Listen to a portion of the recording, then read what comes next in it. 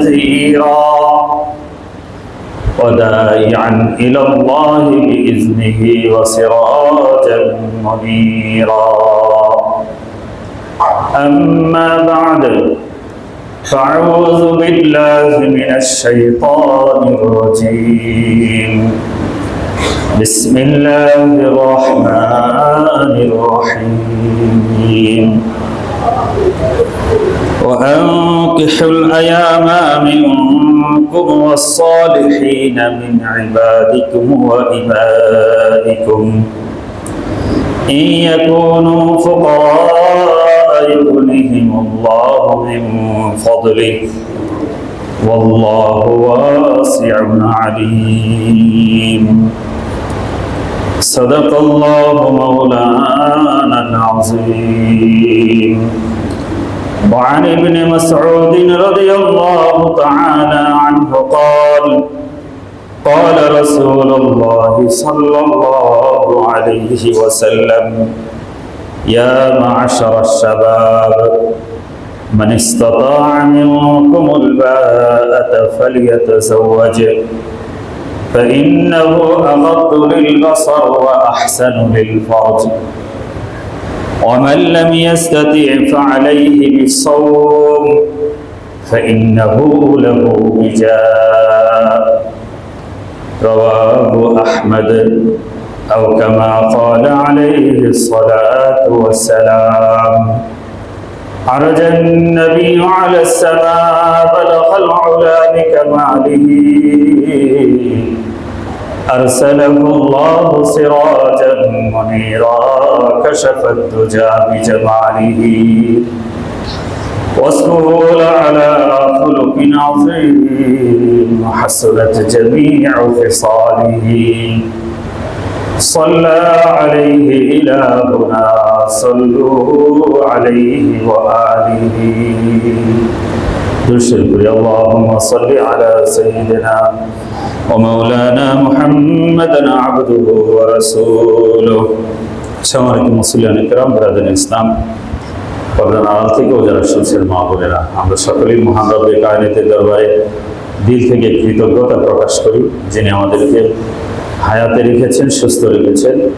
জুমার নামাজ আদায়ের উদ্দেশ্যে পবিত্র মসজিদে এই মুহূর্তে আমাদেরকে উপস্থিত হওয়ার সুযোগ ও তৌফিক দিয়েছেন। দিল থেকে বলি আলহামদুলিল্লাহ। মুআজ্জাজ হাজিরিন کرام, গত সপ্তাহের আলোচনার ধারাবাহিকতায় সামনে কিছু আলোচনা করব এবং বর্তমান বিশ্ব প্রেক্ষাপটে আমরা যেসব সমস্যার সম্মুখীন হচ্ছি, বিশেষভাবে বাংলাদেশে উগ্র হিন্দুত্ববাদী সংগঠন ইসকনের যে মাত্রা অতিরিক্ত প্রভাব বৃদ্ধি পেয়েছে, এই প্রেক্ষাপটে আমাদেরকে সচেতনতার বিকল্প নেই। এই বিষয়ে আমাদেরকে কিছু আলোচনা করতে হবে। ইনশাআল্লাহ সেই কথা আমরা শেষে আলোচনা করব। গত জুমায় আমরা আলোচনা করেছিলাম যে আল্লাহ পাক রব্বুল আলামিন মানবী সৃষ্টি করেছেন। আল্লাহ পাক রব্বুল আলামিন দুনিয়ার শুরু থেকে প্রথম আদম আলাইহিস সালামকে সৃষ্টি করেছেন এবং তিনি বলেছেন হুয়াল্লাযী খালাকাকুম মিন নাফসিন ওয়াহিদা ওয়া জাআলা মিনহা যাওজাহা। আদম আলাইহিস সালাম থেকে একটা হাড় নিয়ে তার স্ত্রী হাওয়া আলাইহিস সালামকে সৃষ্টি করেছেন জান্নাতে। কারণ নির্জনতা, একাকিত্ব, একজন মানুষ যত সুখ শান্তি আরামায়েশের মধ্যেই থাক, এই একাকিত্ব তাকে প্রকৃতির সুখ দেয় না, একটা সঙ্গী পার্টনার লাগে। সেই প্রয়োজনীয়তাকে অনুভব করে আল্লাহ পাক রব্বুল আলামিন সৃষ্টি করেছেন হাওয়া আলাইহিস সালামকে, যিনি আমাদেরকে আদি মা। কেন? লিয়াসকুনু ইলাইহা, যেন তোমরা তাদের কাছে প্রশান্তি লাভ করতে পারো। নারীদেরকে, স্ত্রীদেরকে পুরুষদের প্রশান্তি প্রদানের জন্য, তাদের এই কর্মব্যস্ততার জীবনের খেদমত, সেবা, প্রশান্তির জন্য আল্লাহ পাক রব্বুল আলামিন সৃষ্টি করেছেন। এই প্রসঙ্গে আমি বিস্তারিত গত জুমায় বলেছি। এবং আল্লাহ পাক রব্বুল আলামিন এই যে স্বামী স্ত্রীর সম্পর্ক শুধু একটা দায়িত্ব এবং সম্মানের সম্পর্কই না, আল্লাহ বলেছেন ওয়াজআলা বাইনাকুম মাওয়াদ্দাতা ওয়া রাহমা, আমি তোমাদের মধ্যে কি করেছি? মাওয়াদ্দা এবং রাহমা, দয়া সৃষ্টি করেছি। কারণ যৌবনে ভালোবাসার টানে নারীর প্রতি যে আকর্ষণ থাকে, বার্ধক্যে সেই জৈবিক চাহিদার টান না থাকলেও দয়া এবং একটা ভালোবাসা, দীর্ঘদিন সম্পর্কের একটা টান তৈরি হয়ে যায়। যার মধ্য দিয়ে সে যৌবন থেকে বৃদ্ধ এবং আমৃত্যু এই সম্পর্ককে কন্টিনিউ করে বজায় রেখে চলে। এই দাম্পত্য সম্পর্ক এমন একটা জরুরি বিষয় যে আমাদের জীবনের দীর্ঘ একটা সময় স্বামী স্ত্রীর সম্পর্কের মধ্য দিয়ে কাটে, কিন্তু এই ব্যাপারে পর্যাপ্ত শিক্ষা প্রশিক্ষণ না আমাদের সিলেবাস পাঠ্যপুস্তকে আছে, না সামাজিকভাবে এর কোনো শিক্ষা প্রশিক্ষণ কোর্সের ব্যবস্থা আছে। এই দীর্ঘ একটা সময়ে কিভাবে এই বিষয়গুলোকে অতিক্রম করতে হবে তার সুনির্দিষ্ট গাইডলাইন না থাকার কারণে আজকে স্বামী জানে না তার কি দায়িত্ব, স্ত্রীও জানে না তার কি দায়িত্ব কর্তব্য, এবং এই দায়িত্ব কর্তব্যের পিছনে দুনিয়া আখিরাতে তার লাভ কি, সওয়াব কি, প্রতিফল কি এটাও জানে না। যে কারণে ইচ্ছা মতো বিয়ে করছে, ইচ্ছা মতো ডিভোর্স দিচ্ছে, মন চাহি মতো চলছে, এবং এটা একটা সয়লাব মহামারীর পর্যায়ে পৌঁছে গেছে। একজন স্বামীর কাছে আছে, মন চাইলো স্ত্রী তালাক দিয়ে আরেকজনের কাছে চলে গেল, অথচ স্ত্রীর তালাক দেওয়ার কোনো অধিকার ইসলামে তাকে দেওয়া হয়নি। নারীদের তালাক দেওয়ার কোনো অধিকার নেই। একটা অপশন আছে, যদি স্বামী তার ক্ষমতাকে স্ত্রীকে প্রয়োগ করে, তাফিউজ ও তালাক বলে। তাফিজ যদি করে যে আমি তোমাকে আমার যে তালাক দেওয়ার ক্ষমতা সেটা তোমাকে দিলাম, তুমি সেই ক্ষমতা প্রয়োগ করে তালাক গ্রহণ করে চলে যেতে পারো। এই ক্ষেত্রে ওই মজলিসে যদি স্ত্রী সেই ক্ষমতা প্রয়োগ করে যে হ্যাঁ তোমার প্রদত্ত তালাক আমি গ্রহণ করে আমি বিচ্ছেদ হয়ে গেলাম, তাহলে মাত্র স্ত্রী তালাক দিতে পারে। মন চাইলো সে কোর্টে গিয়ে ডিভোর্স লেটার দিয়ে দিল।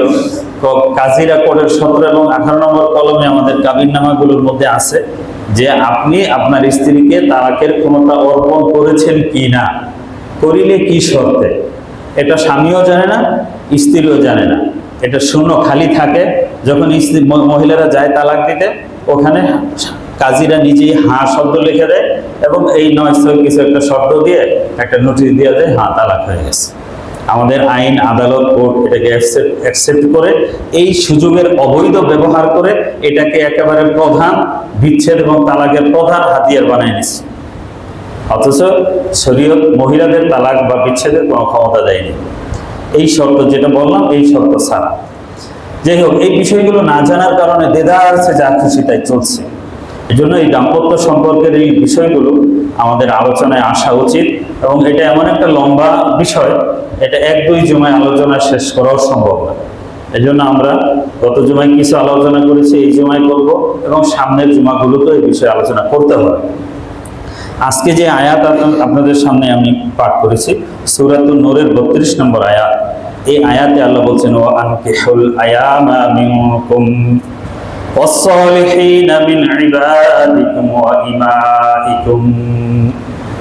ওয়া আনকিহুল আয়ামা মিনকুম, আয়াম হলো যাদের বিবাহ নাই, তার মানে পুরুষ হইলে স্ত্রী নাই, স্ত্রী হইলে পুরুষ নাই, স্বামী নেই, তাদেরকে আয়াম বলা হয়। এরকম বিবাহ বহির্ভূত যারা আছে তাদেরকে বিবাহ বন্ধনে আবদ্ধ করে দাও, এটা আল্লাহর নির্দেশ। ওয়া আনকিহুল আয়ামা মিনকুম ওয়াস-সালিহিনা মিন ইবাদিকুম ওয়া ইমাইকুম, তোমাদের দাস দাসীদের মধ্যে যারা ভালো চরিত্রবান, অবৈধভাবে তারা যৌন সম্পর্ক করে না, এরকম যারা ভালো সেই সমস্ত দাস দাসীদেরকেও বৈধ পন্থায় জৈবিক চাহিদা নিবারণের ব্যবস্থা করে দাও, তাদের জন্য বিবাহের ব্যবস্থা করে দাও। ইয়াকুনু ফুকারা আইয়ুগনিহিমুল্লাহু মিন ফাদলি, আল্লাহ বিবাহের একটা বিশাল ফায়দা দিয়েছেন যে তারা যদি অসচ্ছল থাকে, দরিদ্র থাকে, অভাবী থাকে, ইউগনিহিমুল্লাহু মিন ফাদলি, বিবাহের বরকতে আল্লাহ তার অনুগ্রহে তাদেরকে ধনাঢ্য করে দিবেন, তাদেরকে সচ্ছল বানিয়ে দিবেন। বলে সুবহানাল্লাহ। কেউ যদি বিবাহ করে নেয় যে আল্লাহর উপর তাওয়াক্কুল করে, রিজিকের মালিক আল্লাহ, বর্তমান অবস্থায় সে মোটামুটি চলতেছে, আরেকজনের ভার নেওয়ার মতো সামর্থ্য নাই, তুমি আল্লাহর উপর ভরসা করে বিবাহ করো। আল্লাহ বলছেন, ইয়াকুনু ফুকারা ইউগনিহিমুল্লাহু মিন ফাদলিহি, তারা যদি অভাবী থাকে আল্লাহ পাক রব্বুল আলামিন নিজ অনুগ্রহে তাদেরকে সচ্ছল বানিয়ে দিবেন, ধনী বানিয়ে দিবেন। সুবহানাল্লাহ। তবে যদি বর্তমানে নিজেরই খাওয়ার অবস্থা নাই, এতটাই সংকটপূর্ণ অবস্থা, তাদের ব্যাপারে পরের আয়াতে বলছেন, ওয়ালিয়াস্তাআফিফিল লাযিনা লা ইয়াজিদুনা নিকাহান হাত্তা ইউগনিয়াহুমুল্লাহু মিন ফাদলি, নিজেও চলতে পারে না, এমন কঠিন অবস্থা থাকলে সে অপেক্ষা করবে, আল্লাহ যতক্ষণ তাকে মোটামুটি চলার ব্যবস্থা করে দেয় সে বিবাহ করে নেবে। ওই যে আমাদের দেশ অবস্থা, নিজ পায়ে দাঁড়িয়ে সে বিয়ে করবে। নিজ পায়ে কবে দাঁড়াবে আল্লাহই জানে। মানুষ কখনোই নিজ পায়ে চলতে পারে না, নামন সবসময় আল্লাহর দয়াই চলে। বলেন ঠিক না বেঠিক? সুতরাং ভরসা আল্লাহর উপর করে বিবাহ করলে আল্লাহ বলছেন ইউগনিহিমুল্লাহু মিন ফাদলি, আল্লাহ কি করে দিবেন? সচ্ছলতা দান করে দিবেন।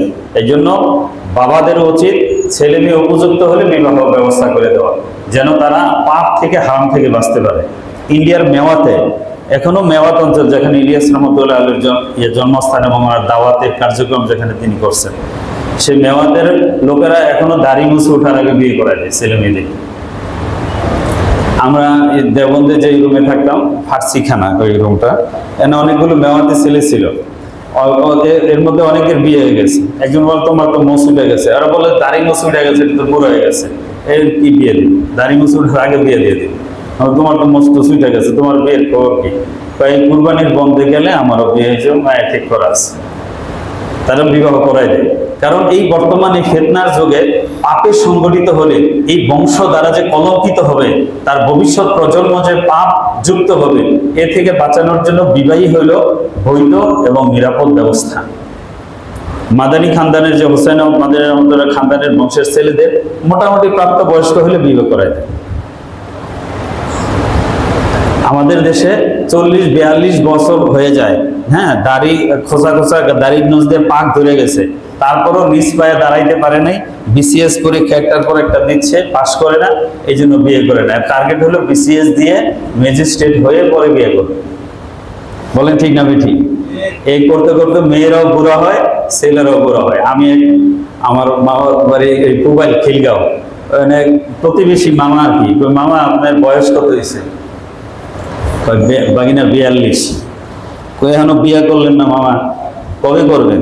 কই বাগিনা আর কয়টা দিন যাক, একটু নিজ পায়ে দাঁড়ায় না, আর কয়টা দিন যাক, নিজ পায়ে দাঁড়ায় বিয়ে করবে। বলে বয়স 42, দাড়ি শেভ না করলে সাদা সাদা বের হয়ে যায়, এখনো সে নিজ পায়ে দাঁড়ানোর অপেক্ষায় আছে। অথচ আল্লাহ কি বলছেন? এই এখন ফুকারা ইউগনিহিমুল্লাহু মিন ফাদলি। এবং এই বিবাহটা এটা কোনো এই খারাপ কিছু না, পাপের কাজ না, বরং আল্লাহ পাক রব্বুল আলামিন বলেছেন ওয়ালাকাদ আরসালনা রাসূলাম মিন ক্বাবলিকা ওয়া জাআলনা লাহুম আজওয়াজা ওয়া যুররিয়া। তোমার পূর্বে যত নবী রাসূল এসেছেন তাদেরকেও আমি স্ত্রী দিয়েছি, সন্তান দিয়েছি, তারাও বিবাহ করেছে।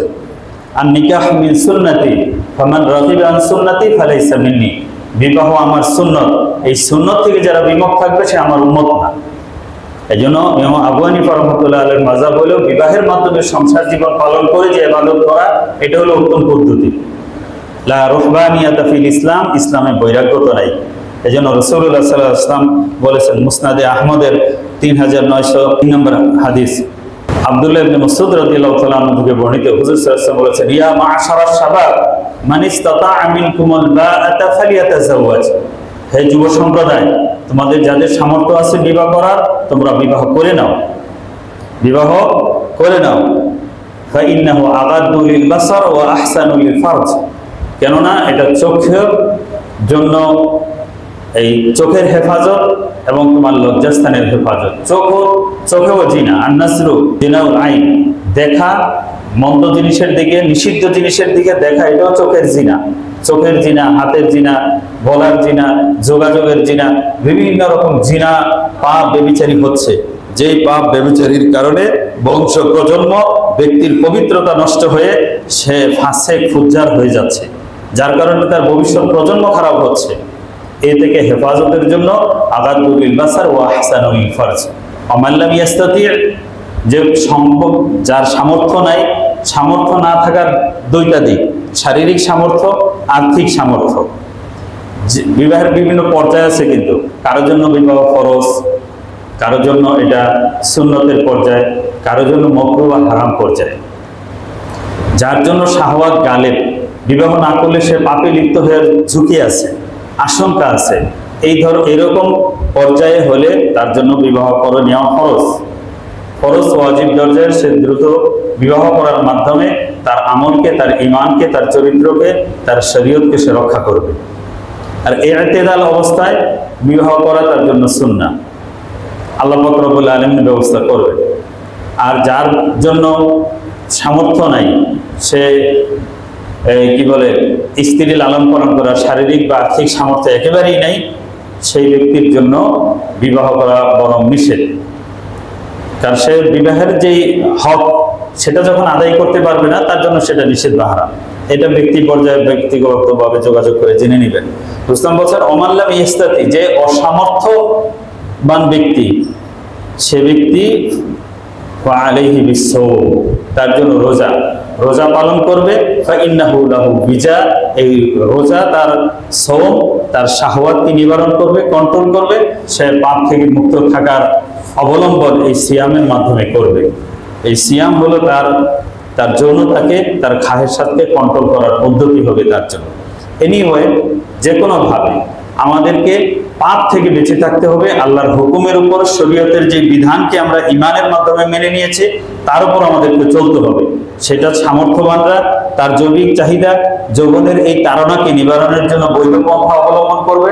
বৈধ পন্থা অবলম্বনের আপাতত সামর্থ্য না থাকলে সে সিয়ামের মাধ্যমে যৌনতাকে কন্ট্রোল করে আল্লাহর বিধানের উপর চলবে। মোট কথা, আল্লাহর বিধানের বাইরে যাওয়ার, পাপ করার কোনো এক্সকিউজ নাই, কোনো ছাড় নাই, কোনো ওজর নাই যে এই ওজরের কারণে আমি আমার অবৈধ সম্পর্ককে জাস্টিফাই করব, হালাল বলে চালিয়ে দেব, এর কোনো সুযোগ ইসলামে নেই। আমি কোরআনুল কারীমের সূরাতুন নিসার 19 নম্বর আয়াত থেকে এই দাম্পত্য সম্পর্কের বিষয়ে কোরআনুল কারীমের যে বিধান এবং ঘোষণা বাণী, সেটা আপনাদেরকে বলবো আজকের জুমা ইনশাআল্লাহ।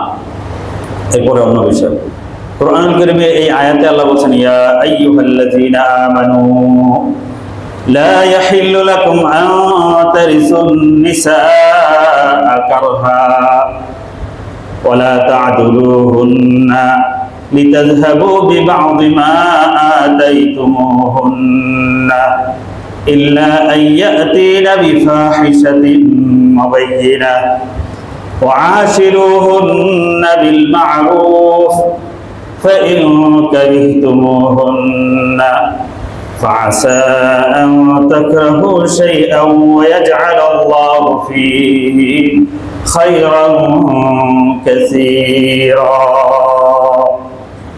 يا أيها الذين آمنوا إيمان دارগণ لا يحل لكم أن ترثوا النساء كرها জোরপূর্বক ভাবে নারীদের তোমরা মালিক বনে যাবে, ইসলাম তোমাদের জন্য এই জিনিস হালাল করে নাই।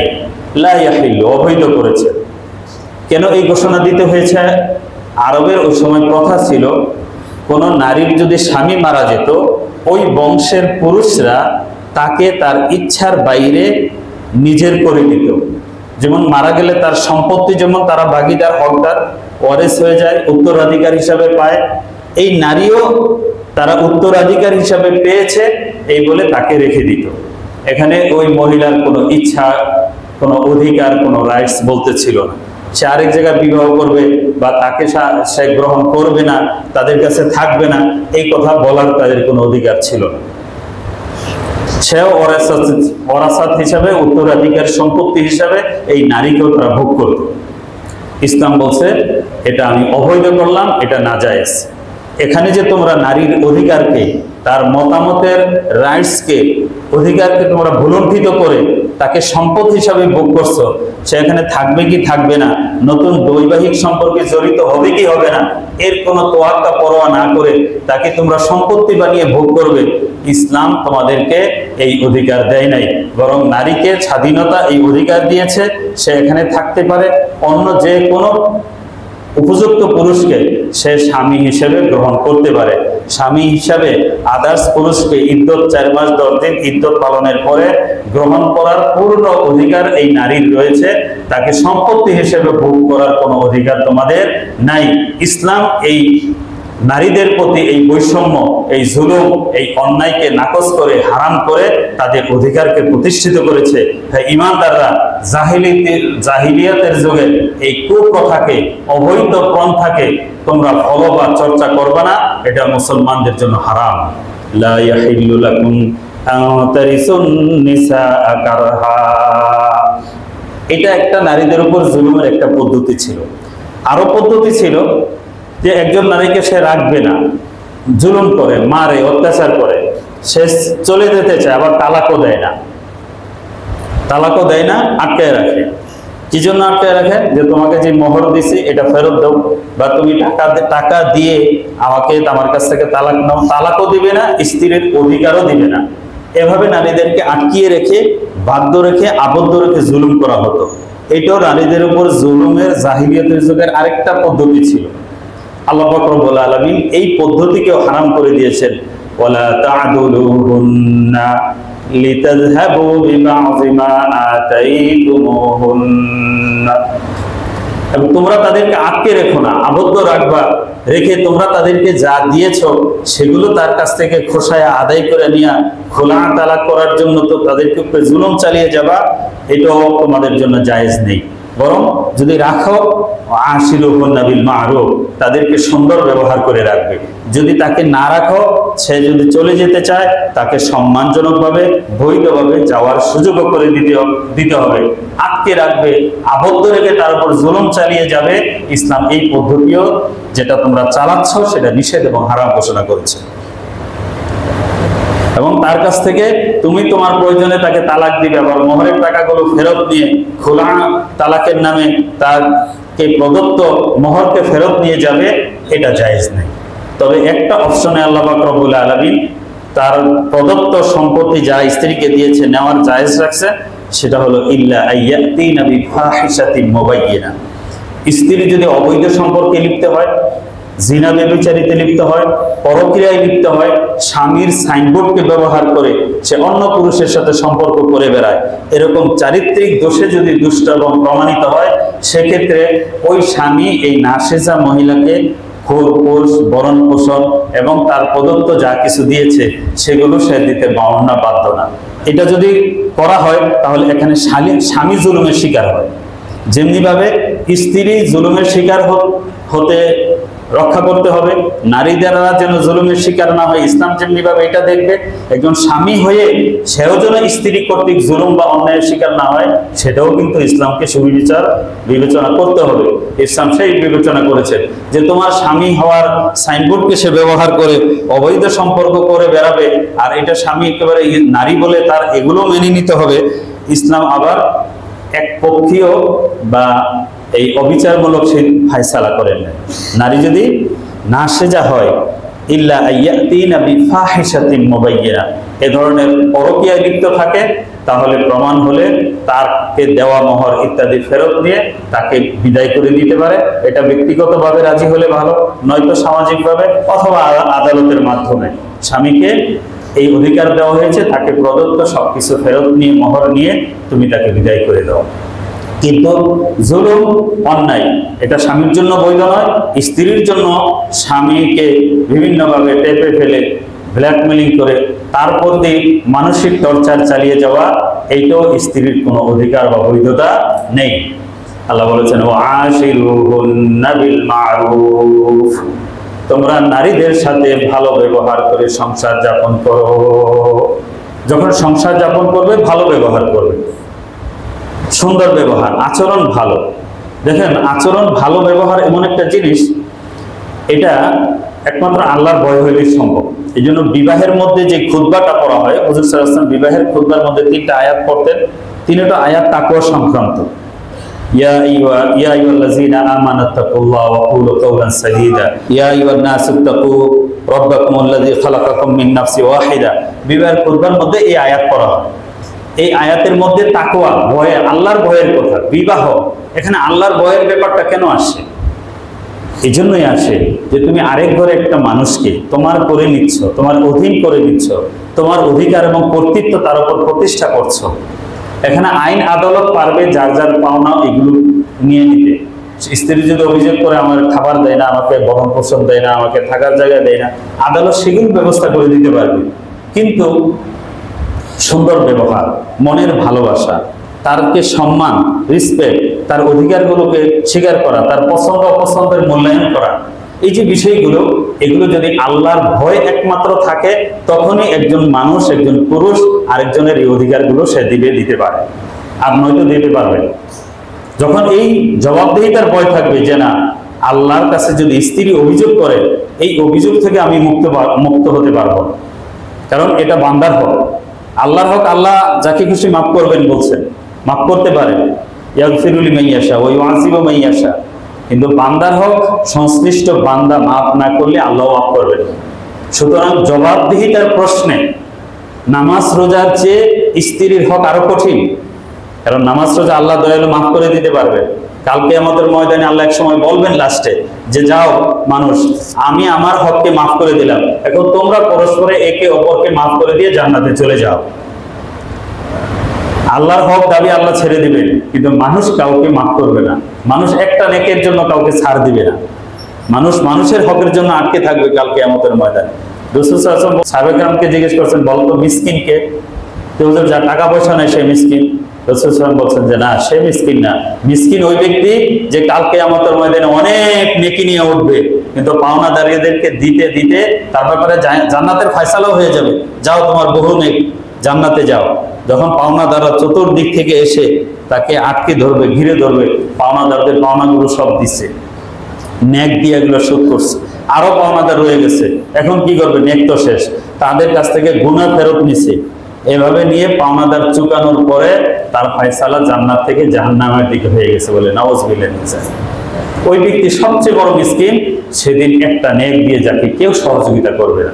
দুনিয়ায় একজনে না দিলে আরেকজনের কাছে যায়, ফকির একজনে দমক দিলে আরেকজনের কাছে যায়, কোথাও না কোথাও পেয়ে যায়, তার দিন চলে যায়, তার জরুরত পুরা হয়ে যায়। সেখানকার জরুরত পুরা হবে না, কেউ একটু নেক দিয়ে সহযোগিতা করবে না, ওই ব্যক্তি সবচেয়ে বড় মিসকিন। সুতরাং স্ত্রীর হক বড় কঠিন। এই জন্য হুজুর সাল্লাল্লাহু আলাইহি ওয়াসাল্লাম বলেন, খায়রুকুম লিআহলিহি আনা খায়রুকুম লিআহলি। তোমাদের মধ্যে শ্রেষ্ঠ ওই ব্যক্তি যে ব্যক্তি তার স্ত্রীর কাছে শ্রেষ্ঠ এবং ভালো। আর আমি রাসূল মুহাম্মদ, আমি দাবি করি যে আমি আমার স্ত্রীদের কাছে শ্রেষ্ঠ, আমি আমার স্ত্রীদের কাছে ভালো। আমার স্ত্রীরা আমাকে খারাপ বলবে না, কারণ মানুষের কাছে লৌকিকতা করে মানুষ চলতে পারে। আসসালামু আলাইকুম ভাই, কেমন আছেন? হ্যাঁ ভাই ভালো আছে, খুব মিষ্টি ব্যবহার, হাসি চেহারা, মানুষ বলল লোকটা খুব ভালো, খুব সামাজিক, খুব সোশ্যাল মানুষ, খুব ভদ্র। কিন্তু তার আসল রূপ তার স্ত্রী জানে। কারণ স্ত্রীর কাছে মানুষ দীর্ঘদিন লৌকিকতা করে, কৃত্রিমতা করে, মেকি অভিনয় করে দীর্ঘদিন থাকতে পারে না। বলেন থাকতে পারে? একটা না একটা সময় তার আসল রূপ, আসল চরিত্র, আসল নেচারটা ফুটে ওঠে। একজন স্ত্রী যদি স্বামীকে বলে যে আমার স্বামী ভালো, সে রিয়েলি সে ভালো, সে প্রকৃতিই ভালো, সে আল্লাহর কাছেও ভালো।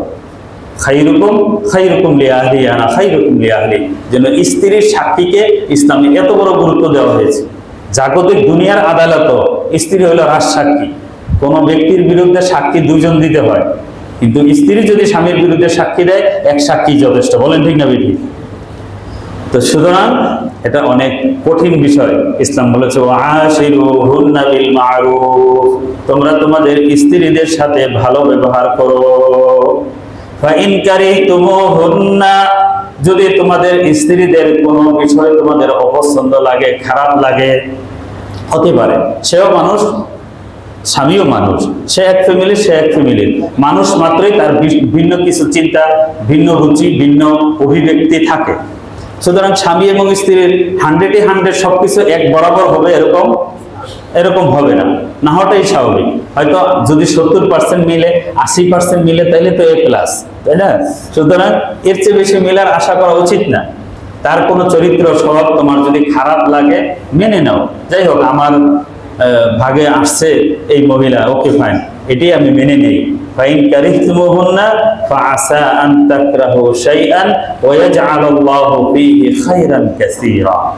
তোমরা যদি তোমাদের নারীদের কিছু অপছন্দনীয় দিকগুলোকে মেনে নিয়ে সবর করে সংসারে জীবনকে, দাম্পত্যকে কন্টিনিউ করে যাও, চালিয়ে যাও, তাহলে তোমাদের এই কষ্ট, এই সবরের বিনিময়ে আল্লাহ বহুমুখী কল্যাণ তোমাদেরকে দান করবে। বহুমুখী কল্যাণের ব্যাখ্যাকে এই ব্যাখ্যার জন্য একটা জমা দরকার, সেটা মনে হয় আজকের আলোচনায় হবে না, এখানে লম্বা আলোচনা ইনশাআল্লাহ পরে করব। তাফসীরের কিতাবে এটাও লিখছে যে যদি স্ত্রীকে অপছন্দ হয় তাও যদি স্বামী মেনে নেয়, আল্লাহ পাক রব্বুল আলামিন তাদের এই গর্ভ সংসার থেকে এমন সুসন্তান দান করবেন যারা দেশ জগতে বিখ্যাত সন্তান হয়ে বলে। সুবহানাল্লাহ। এটা প্র্যাকটিক্যাল জীবনে অনেক প্রমাণ আছে। তো এই ব্যাপারে হাদিস এবং কোরআনের আরো লম্বা ব্যাখ্যাও আছে। ইনশাআল্লাহ এই আলোচনাগুলো আমরা সামনে আরো চালিয়ে যাব, যার মাধ্যমে আমরা আমাদের সংসার জীবনে জটিল পরিস্থিতিতে, যখন সাংঘর্ষিক পরিস্থিতি স্বামী স্ত্রীর মধ্যে হয়, তখন কিভাবে আমরা এটা ওভারকাম করব, উত্তরণ করব, তার পথ আমরা খুঁজে পাবো। আল্লাহ পাক আমাদের বুঝ তৌফিক দান করেন, বলেন আমিন। একটা বিষয় আপনারা জানেন যে বর্তমান সময়ে ইসকনের উপদ্রব বাংলাদেশে খুব বেশি মাত্রায় বেড়ে গেছে। গাজীপুরে আমাদেরই খুব ঘনিষ্ঠ পরিচিত এই টঙ্গীর মোরগুনের একজন ইমাম সাহেব মহিবুল্লাহ মাদানী, তাকে ইসকনের লোকেরা পরপর 5টা চিঠি দিয়েছে, ধমক দিয়ে, তারপরে শাসিয়ে বিভিন্ন গালিগালাজ করে তাদের পক্ষে অনুকূলে কথা বলার জন্য। মিডিয়ায় আপনারা ইতিমধ্যে শুনছেন। সেগুলো তিনি তাদেরকে ফেভার না করার কারণে তাকে একটা করে অ্যাম্বুলেন্সে করে ধরে নিয়ে চোখ বেঁধে মারপিট করে সেই পঞ্চগড়ে নিয়ে গেছে। সেখান থেকে তাকে ভারতে পাচার করে দিবে বা মেরে ফেলবে, যে কারণে হোক ভাগ্য ভালো উনি বেঁচে গেছেন। এরপরে গাজীপুরে আরেকটা কালিয়াকুড়ে জানেন একজন আয়েশামণি একটা মেয়েকে ধরে নিয়ে এসে লাগাতার দর্শন করেছে। পঞ্চগড়ে হয়েছে, দেশে একাধিক জায়গায়। এই চিন্ময় কৃষ্ণ দাসকে গ্রেফতার করার পর একজন আইনজীবী, নিরীহ আইনজীবী সাইফুল ইসলাম আলিফকে তারা নির্মমভাবে সেখানে হত্যা করেছে। কিন্তু দুঃখের বিষয়, আমাদের এই মুসলিম দেশে এভাবে মুসলমানদেরকে একটা উগ্র হিন্দু সম্প্রদায়, সাম্প্রদায়িক গোষ্ঠী এভাবে তৎপরতা চালাচ্ছে। প্রশাসন যেন নির্বিকার, মিডিয়া নির্বিকার, নেতারাও চুপ, তাদের পক্ষেই যেন জয়গান গাইতেছে। বলেন ঠিক না বেঠিক? অথচ ভারতের এই যে এই মাত্র অসংখ্য মুসলমানদেরকে গ্রেফতার করছে মাত্র কিছুদিন আগে, গত মাসে, এই মাসে। কি জন্য? এই 12 রবিউল আউয়ালের মিছিলে তারা কি করছে? আই লাভ মোহাম্মদ লিখছে। আই লাভ মোহাম্মদ লেখা যাবে না। আই লাভ মোদি বললে সমস্যা নেই, কিন্তু আই লাভ মোহাম্মদ বলা যাবে না। মানে মুসলমানদেরকে তারা দ্বিতীয় শ্রেণীর নাগরিক তো বানাইছেই, মুসলমানদেরকে যেন ভারতে তারা অবাঞ্ছিত ঘোষণা করছে। এই আরএসএস যেরকম একটা উগ্র হিন্দু সম্প্রদায়, রাষ্ট্রীয় স্বয়ংসেবক সংঘ, এই ইসকনও তেমনি ভাবে হিন্দু একটা উগ্রবাদী সম্প্রদায়। যেরকম ভাবে এই যে জায়নিস্টটা ইহুদিদের একটা উগ্রবাদী সম্প্রদায়। তো ইহুদি আর জায়নবাদী এক না। সনাতন হিন্দু এবং ইসকন বা আরএসএস এটাও সমার্থক বা এক না। তাদের আইডিওলজিক চিন্তাধারা বেশ কম আছে।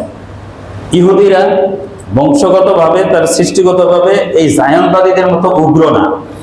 যেমনি ভাবে সনাতনী হিন্দুরা এই ইসকন বা আরএসএস এর মতো মতাদর্শগতভাবে তারা উগ্র না। যুগ যুগ ধরে এদেশে বসবাস করে আসছে। এই ইসকন কি? ইসকন হলো আই মানে ইন্টারন্যাশনাল, এস হলো সোসাইটি, আর কে তে হলো কৃষ্ণ, এবং সিওএন কন হইল কনসাসনেস বা চেতনা। ISKCON international society for Krishna consciousness, মানে কৃষ্ণের ভাবনা, কৃষ্ণের চেতনা নামে বিশ্বের মধ্যে হিন্দুদেরকে জাগিয়ে তোলা, হিন্দুদের মধ্যে কৃষ্ণের চেতনায় উদ্বুদ্ধ করা, তার আদর্শে অনুপ্রাণিত করা। এটা হলো ইসকনের মানে মূল থিম বা আদর্শ। 1966 সনে এটা আমেরিকায় নিউ ইয়র্কে প্রতিষ্ঠিত হয়েছে। বিজ্ঞজন গবেষকরা বলেন যে এটা হিন্দু নয়, বরং যে ইহুদিদের যে জায়নবাদী সংগঠন, এই জায়নবাদীদের পয়সায় আমেরিকায় বসে 1966 সনে ভক্তি বেদান্ত স্বামী প্রভুপাদ, এই অংশটার কি নামটা একটু জটিল, বড় পুরানম্বর নাই। তো ভক্তি বেদান্ত স্বামী প্রভুপাদ নামে যে ব্যক্তিটা এই ইসকনের প্রতিষ্ঠাতা 1967 সনে, সে বৈষ্ণব ধর্মের অনুসারী, কৃষ্ণের ভক্ত, কৃষ্ণের অনুসারী। এখন আবার কৃষ্ণ কি, এটা যদি একটু আলোচনা করতে হয়, হিন্দু ধর্মের সম্পর্কে অনেকে আমরা জানি না, না জানারই কথা। হিন্দু ধর্মের মধ্যেও কিন্তু বিভিন্ন গ্রুপ আছে। বৈষ্ণব ধর্ম, তারপরে শাক্তি ধর্ম, শৈব ধর্ম, তারপরে এই সনাতন ধর্মের মধ্যে আছে স্নাত ধর্ম। এগুলোর মধ্যে অনেক ভাগ আছে। তারা মূল দেবতা 3 জনকে মানে, এই ত্রিমূর্তি আর কি। একজনকে মানে ব্রহ্ম, সে হইল স্রষ্টা, সৃষ্টিকর্তা। আর বিষ্ণু হইল পরিচালক, বিচারবাদ। এবং শৈব হইল ডিস্ট্রয়ার, ধ্বংসকারী, মৃত্যুদানকারী। এই 3 জনকে তারা মূল মানে। শৈব ধর্ম যারা শিবকে প্রধান মানে, তারা শিবের পূজা করে, শিবলিঙ্গের পূজা করে। শিবের পুত্র হইল গণেশ আর কার্তিক, গণেশ কার্তিকের পূজা করে। এদের মন্দির উপাসনার সিস্টেম কিছুটা আলাদা। যারা বিষ্ণুর পূজা করে, বিষ্ণুর অনুসারী যারা, এই বিষ্ণুর আবার অবতার আছে, বিষ্ণুর 10 জন অবতারকে তারা বিশ্বাস করে। বিষ্ণুর প্রথম অবতার মাছ, তারপরে এই কচ্ছপ, শূকর, সিংহ, বামন, এভাবে 10 জন অবতারের মধ্যে 7ম অবতার হইল রাম, শ্রীরাম, যেটা অযোধ্যায় যার জন্ম। এরপরে 8ম হইল কৃষ্ণ। এই কৃষ্ণকে 8ম অবতার মনে করে। আবার একটা অংশ হিন্দুর এই কৃষ্ণকেই মূল প্রভু এবং সকল অবতারের মূল উৎস হিসাবে এই পর্যায়ে তারা নিয়ে যায়। এই কৃষ্ণের অনুসারীরা হলো আপনার এই ইসকনের অনুসারী। কৃষ্ণ কি এগুলো শুনলে ওগুলো, একটা বই আমি অনেকদিন আগে পাইছিলাম, বইয়ের নাম দেখে বিক্রি করতেছে, এই মনে হয় বাইতুল কারণ না কোন জায়গা থেকে কিছু মনে নেই, এই দেবলীলা, দেবদের লীলা। দেবলীলাকে একটু পড়লাম, দেখলাম এগুলি হিন্দু ধর্মের এই সেই দেবদের বিভিন্ন রকম কাহিনী। আচ্ছা দেখি এটা কি আসে, তো কিনলাম। এই দেবলীলার মধ্যে শুনলে আশ্চর্য হইবেন, তাদের প্রত্যেক দেবতারই আবার স্ত্রী আছে। আমাদের আল্লাহ তো আল্লাহু আহাদ, আল্লাহ এক, আল্লাহু সামাদ, অমুকাপেক্ষী, লাম ইয়ালিদ ওয়া লাম ইউলাদ। তিনি কারো জন্ম নেন নাই, জন্ম দেন নাই, তার কোনো স্ত্রী নেই। কিন্তু ব্রাহ্মার স্ত্রী হইল সরস্বতী, যাকে তারা বিদ্যা দেবী হিসেবে সরস্বতীর পূজা করে। ব্রাহ্মাকে তারা মূল স্রষ্টা মানে। যারা ব্রাহ্মার মূল অনুসারী, এরা আবার দেবতাকে নিরাকার মনে করে, এরা কোনো মূর্তি বা আকারের পূজা করে না। রুক্মিণী হলো তার প্রধান স্ত্রী, কিন্তু তার স্ত্রীর নাকি অভাব নাই। পুরাণের মধ্যে 16,100, আরেক জায়গায় আছে 16,108টা তার স্ত্রী। তার প্রেমিকা ছিল ওই রাধা, কৃষ্ণের প্রেমিকা রাধা কৃষ্ণের গল্প কাহিনী শুনছেন না? রাধা কি তার স্ত্রী ছিল না? স্ত্রী ছিল না। রাধা ছিল অন্যের স্ত্রী, আয়ান ঘোষের স্ত্রী রাধা। এই রাধার সাথে তার প্রেম। তো অন্য পরকীয়া যে অন্যের স্ত্রীর সাথে যে প্রেম করে, সেই কিভাবে আবার ভগবান হয়? কয় না, এটা এই জাগতিক চাহিদার ঊর্ধ্বে ভিন্ন রকম প্রেম ছিল, বুঝছেন? এই ভিন্ন রকম প্রেম অন্যের স্ত্রীর সাথে কেমনে হয় এটা জানি না। এই কৃষ্ণ স্যার নাকি আবার এক একজনের কাছ থেকে, এক এক স্ত্রীর ঘর থেকে 10টা করে সন্তান জন্ম হয়েছে। তো 10টা করে সন্তান জন্ম হইলে কৃষ্ণের সন্তান কত? 1,61,000-এর উপরে। কারণ 16,000-এর উপরে যার স্ত্রী, 10টা করে হইলে কি পরিমাণ হয়? এই স্ত্রী আছে। শিবের সন্তান হইল গণেশ, কার্তিক। এই যাই হোক, এই কৃষ্ণের যে অনুসারী, এই কৃষ্ণের অনুসারীরা হলো আপনার এই ইসকন প্রতিষ্ঠা করছে। যারা অনেক টাকা পায়, টাকা দিয়ে তাদের মন্দিরগুলোতে এরা আবার কিন্তু মূল হিন্দুদের সাথে বহু জায়গায় সংঘর্ষ, বহু প্রাচীন হিন্দুদের মন্দির দখল করে তারা কৃষ্ণ মন্দির বানাইছে। যারা এই উন্নতা করে দেশের আলেম ওলামাদেরকে গুপ্ত হত্যা, এই যে আগে যে জেল জুলুম দিত, আয়না করে নিয়ে যেত, সেখানে তাদের প্রভাব আছে। ইসকনের এত প্রভাব, আমাদের দেশের প্রার্থীরা বলে আমি কিন্তু ভারতের প্রার্থী, বুঝছেন? বলেন, শুনছেন না?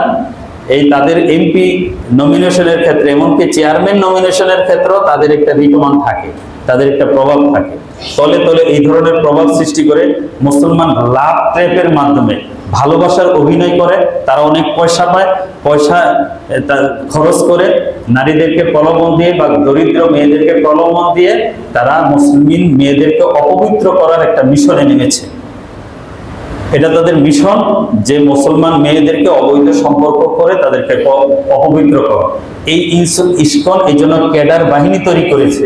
এই ক্যাডার বাহিনী উপর থেকে পয়সা পায়, যে কারণে প্রশাসনও তাদের ব্যাপারে নির্বিকার।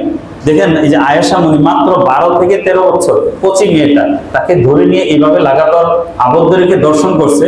কিন্তু আমাদের পুলিশ হেডকোয়ার্টার থেকে ফেসবুকে স্টেট দেওয়া হয়েছে, এই মেয়েটা আরো 2 বার পালায় গেছে।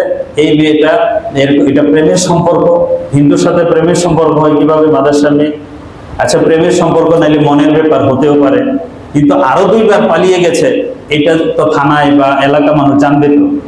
থানায় রিপোর্ট নাই, কোনো জিডি হয় না, এলাকার মানুষ কেউ জানে না। পুলিশ হেডকোয়ার্টার কিভাবে জানলো যে আরো 2 বার এই মেয়েটা পালিয়ে গেছে, 13 বছরের মেয়ে? পুলিশ হেডকোয়ার্টার যদি তাকে প্রেমের সম্পর্ক বলে এই হিন্দু ছেলের দর্শনকে মিনিমাইজ করার চেষ্টা করে, তাহলে যেই আইওএসআই তদন্ত করবে সে কি বলেন পুলিশ হেডকোয়ার্টারের বাইরে তদন্ত রিপোর্ট দিতে পারবে? সেই মেয়েকে বলতেছে তুমি বলো এটা প্রেম ছিল, এই ছিল, সেই ছিল, জোর জবরদস্তি করে 5 দিন যাবত তাকে হাসপাতালে আটকায় রাখছে।